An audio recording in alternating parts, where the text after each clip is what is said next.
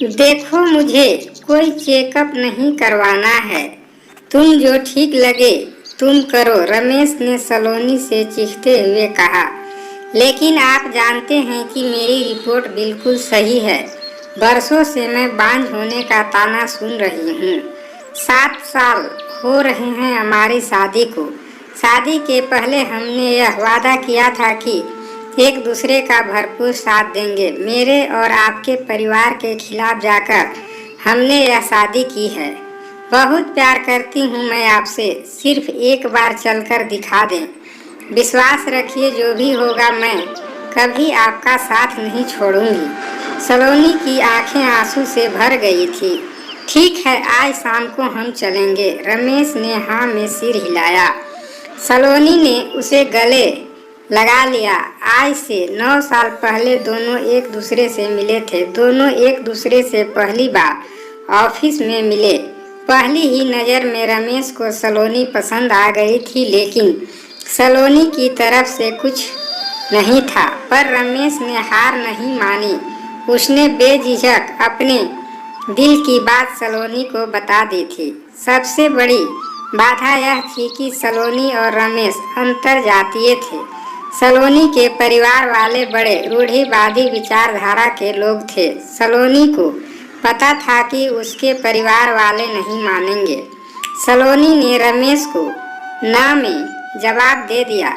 उस दिन के बाद रमेश ऑफिस ही नहीं आया। रमेश को ऑफिस नहीं आने के कारण सलोनी को बड़ी चिंता हुई। उसके दोस्तों से उसे पता चला कि उसने अपना हाल दीवानों के जैसा बना लिया है।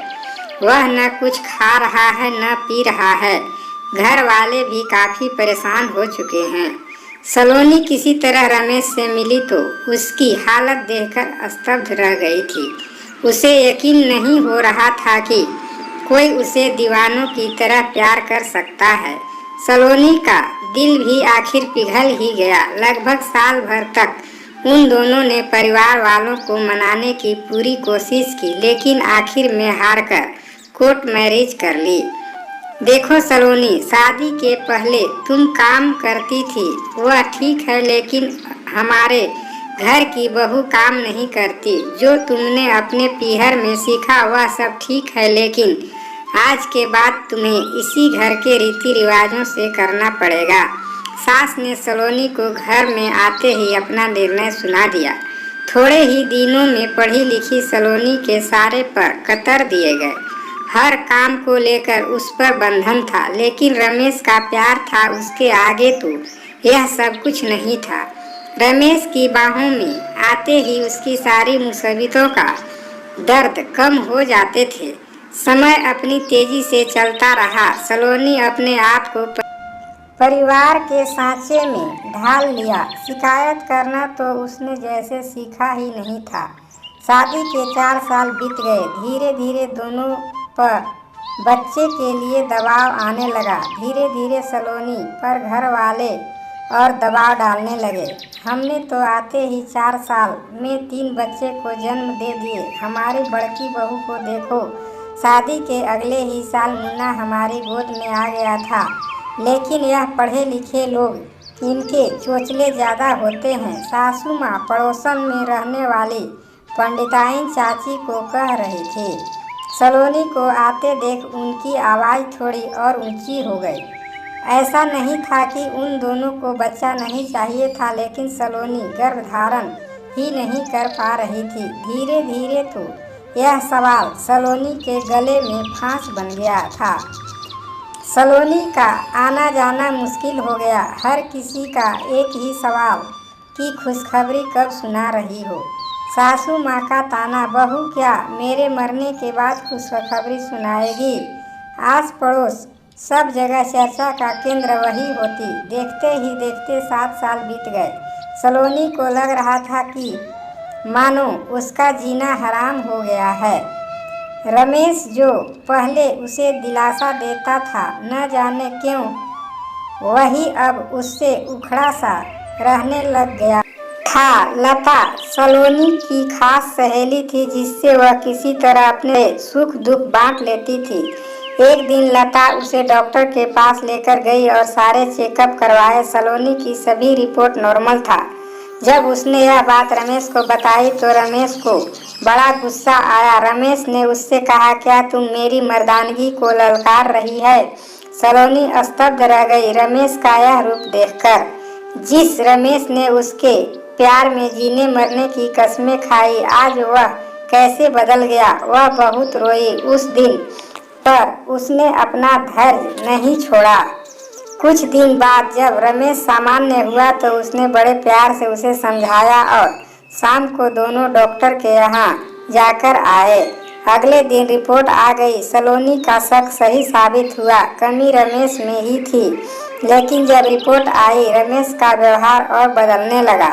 सलोनी से नजरें चुराने लगा। रमेश, आज के ज़माने में सब संभव है। आप अपना इलाज लेंगे तो सब ठीक हो जाएगा। विज्ञान ने बहुत तरक्की कर ली है। सलोनी ने रमेश को समझाने की बहुत कोशिश की। डॉक्टर ने सलोनी को रमेश के लिए दवा भी दी थी, लेकिन रमेश अपनी मर्जी की करता, दवाइयों को इधर उधर फेंक देता। घर वालों का दबाव सलोनी पर और बढ़ने लगा। सलोनी जानती थी कि कमी उसमें नहीं, फिर भी रमेश से बहुत प्यार करती थी, इसलिए किसी को कुछ नहीं बोलती। उसके अपने घर वाले ने तो कब से ही उससे दूरी बना ली थी। रमेश के अलावा उसका और कोई था ही नहीं। रमेश, दुनिया में बहुत से लोग हैं जो माँ बाप नहीं बन पाते हैं। अगर आप हाँ कहें तो हम बच्चा गोद ले लेते हैं। कम से कम इसी बहाने हमें माँ बाप कहने वाला कोई तो होगा। सलोनी ने रमेश के कंधे पर हाथ रखकर कहा, तो क्या पूरी दुनिया को बताना चाहती है कि तेरा पति इस लायक नहीं है कि तुझे बच्चा नहीं दे सकता? जग हंसाई करवाना चाहती है मेरी? खबरदार, आज के बाद किसी डॉक्टर के पास गई तो। रमेश ने उसका हाथ धक्के से हटाया और आंखें दिखाते हुए बोला। सलोनी की आंखें भर आई। उसने रमेश का ऐसा रूप आज पहली बार देखा था। वह पूरी तरह से रमेश पर निर्भर थी। उसके पास ऐसा कोई साधन नहीं था जिससे वह कोई इलाज भी ले पाती। रमेश उससे और कटा रहने लगा। परिवार वालों भी उससे दूर थे। अब तो उसका हर दिन आंसुओं के साए में ही गुजरना शुरू हो गया। देखो रमेश की माँ, लड़की बहुत ही खूबसूरत है और हमारे समाज की भी है। मैं तो कहती हूँ अपने रमेश की शादी इससे कर दो। कब तक इस बांझ को अपने गले बांध कर रखेगी? पंडिताइन चाची ने रमेश की माँ को कहा। अगले दिन उसे लड़की का फोटो दिखाया। उसकी रजामंदी देख रही थी। सलोनी, अपना सामान पैक कर और निकल जा इस घर से।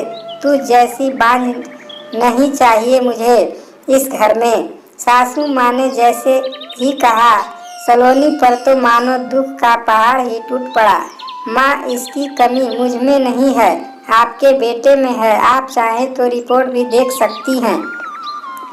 मैं बांझ नहीं, आपका बेटा बच्चा पैदा नहीं कर सकता। सलोनी में जैसे ही बोला, रमेश ने एक थप्पड़ उसके गाल पर जड़ दिया। मुझ पर इल्जाम लगाती हो? यह है तलाक के पेपर, साइन कर दो इन पर। मेरी माँ सही कहती है। मेरी गलती है कि तुझ जैसी लड़की से मैंने शादी की। निकलो मेरे घर से, रमेश ने कहा। अब तो मानो सलोनी पर पहाड़ ही टूट पड़ा।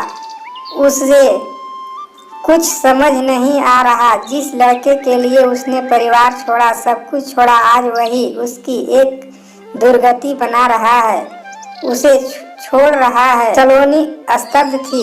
वह क्या करे नहीं समझ पा रही थी। उसने कागजों पर साइन किए और अपना सामान उठाया और चल दी। लेकिन अब उसे यह नहीं समझ आ रहा था कि आगे जाएं तो हम कहाँ जाएं। अगर अपने परिवार वाले के पास जाएं तो उन्हें मैं कैसे मुंह दिखाऊंगी। अब उसके साथ बहुत बड़ी समस्या खड़ी हो गई। फिर उसने सोचा कि अब मैं सहेली के यहाँ जाती हूँ और वह अपनी सहेली की घर जाकर दरवाज़ा खटखटाया। यह इतनी रात को कौन आया? दरवाजे पर दस्तक सुनकर लता चौंक गई। वह हड़बड़ा कर बोली, सलोनी तुम? सलोनी को इस हालत में देखकर लता स्तब्ध रह गई। सलोनी फूट फूट कर रोने लगी। लता ने सलोनी को संभाला, उसका ख्याल रखा। अब सलोनी के पास यह विकल्प था कि वह आत्मनिर्भर बने। लता ने अपनी ही कंपनी में सलोनी को जॉब लगवाई। कुछ ही महीनों में सलोनी का तबादला दूसरे शहर में हो गया। सलोनी का जब से तलाक हो गई थी तब से वह टूट गई थी। फिर भी किसी तरह उसने खुद को संभाला, अपनी मेहनत से अपना एक मुकाम बनाया, हार नहीं मानी, न खुद से न ही रमेश से। यहाँ उसकी मुलाकात जितेंद्र से हुई। एक टूटे हुए दिल को जोड़ना बहुत मुश्किल होता है, लेकिन जितेंद्र के प्यार ने उसके हर घावों पर मरहम लगा दिया था। आज जितेंद्र के साथ उसकी शादी की पहली सालगिरह थी। साथ ही एक ऐसी खुशखबरी दी थी जिसका सलोनी सालों से इंतजार कर रही थी। उधर रमेश की शादी उस लड़की से हो गई, लेकिन कुछ ही दिनों बाद जब रमेश की सच्चाई पता चली तो वह लड़की उसे छोड़कर किसी और के साथ चली गई। रमेश अपने साथ हो रहे इस घटना को सहन नहीं कर पा रहा था और उसने शराब का सहारा लिया और शराब में डूबने लगा। उसकी नौकरी भी चली गई। रमेश की सच्चाई से वहाँ सब लोग वाकिफ हो चुके थे। जितना बुरा उसने सलोनी के साथ किया था, उसी कर्मों का फल आज रमेश भुगत रहा था। दरवाजे की घंटी बजी। रमेश बरामदे की तरफ आया। उसकी माँ ने दरवाजा खोला। सामने सलोनी खड़ी थी। माँ जी, याद है आपने कहा था कि मेरे जीते जी मुझे खुशखबरी सुना देना। यह मेरी गोद भराई की रस्म का कार्ड है। आप जरूर आइएगा मुझे आशीर्वाद देने। सलोनी ने उनकी आंखों में आंख डालकर कहा। रमेश को लग रहा था कि काश वो इसी जमीन में धंस जाए। उसकी हिम्मत नहीं थी कि वह सलोनी से नजर भी मिला सके। सलोनी पलटी। उसके गर्भ में एक सुगबुगाहट हुई। उसने अपने पेट पर हाथ रखा, अपने आंसू पोंछे और चल दी जितेंद्र के साथ इस नए सफर की नई शुरुआत पर। हमारे समाज की विडंबना है कि उंगली सिर्फ औरतों पर ही उठती है। जिस औरत को बच्चा नहीं होता उसे ही बांझ का ताना दिया जाता है, लेकिन मर्द को कुछ नहीं बोल पाता। औरतें बर्दाश्त करती हैं क्योंकि वह खुद को कमजोर समझती हैं। बहुत सी महिलाएं टूट जाती हैं, आत्महत्या तक कर लेती हैं, लेकिन हमारी कथा नायिका जो एक असल किरदार भी है ने न केवल खुद को संभाला, इस परिस्थिति को अपने पर हावी न करके खुद के लिए यह रास्ता चुनी और कामयाब हो गई। इस कहानी से हमें यह सीख मिलती है कि कितनी भी कठिन परिस्थिति क्यों न हो, कभी हार मत मानो। माना जिंदगी आसान नहीं है, लेकिन जिंदगी आपको दूसरा मौका जरूर देती है जब आप स्वयं अपने लिए दूसरा मौका चुनेंगे। साथ ही इससे यह भी सीख मिलती है कि किसी भी लड़की को अपने माँ बाप के खिलाफ जाकर शादी नहीं करनी चाहिए। आज यदि सलोनी माँ बाप के खिलाफ जाकर शादी नहीं की होती तो इस लड़ाई में उनके माँ बाप भी साथ होते। ऐसे ही प्रेरणादायक कहानियाँ प्रतिदिन सुनने और पढ़ने के लिए इस चैनल को सब्सक्राइब करें। धन्यवाद।